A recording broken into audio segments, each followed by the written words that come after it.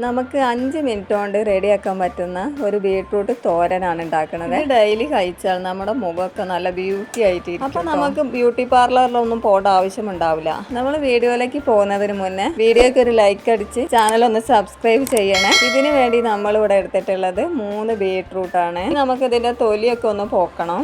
ബീട്രൂട്ടൊക്കെ നമ്മൾ നന്നായി വൃത്തിയാക്കി എടുത്തതാണ്.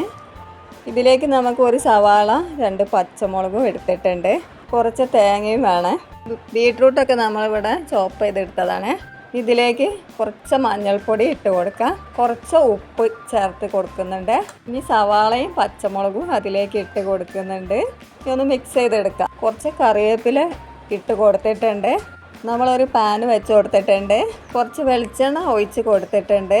കടുക് ഇട്ട് കൊടുത്തിട്ടുണ്ട്. നമ്മൾ ഒരുപാട് വെളിച്ചെണ്ണ ഒന്നും ഒഴിക്കേണ്ട ആവശ്യമില്ല. കറിവേപ്പില കുറച്ചധികം ഇട്ട് കൊടുത്തിട്ടുണ്ട്. ഇത് നമ്മുടെ വീട്ടിൽ തന്നെ ഉണ്ടായത് കൊണ്ടാണ് കേട്ടോ ഇങ്ങനെ ഇട്ട് കൊടുത്തത്.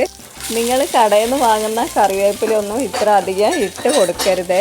ഇനി നമ്മൾ അതിലേക്ക് ബീട്രൂട്ട് ഇട്ട് കൊടുത്തിട്ടുണ്ട്. നമ്മൾ ഇതിലേക്ക് വെള്ളമൊന്നും ഒഴിക്കുന്നില്ല. ബീട്രൂട്ടിലുള്ള വെള്ളം തന്നെയാണ്. ഇനി നമുക്കിതൊന്ന് ഇളക്കി കൊടുക്കാം.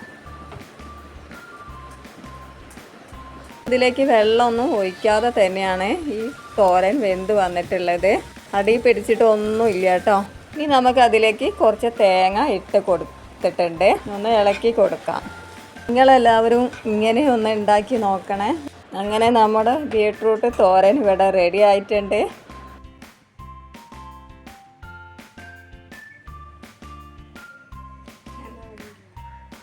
വീഡിയോ ഇഷ്ടപ്പെട്ടാൽ സബ്സ്ക്രൈബ് ചെയ്യാനും ലൈക്ക് ചെയ്യാനും മറക്കരുത്.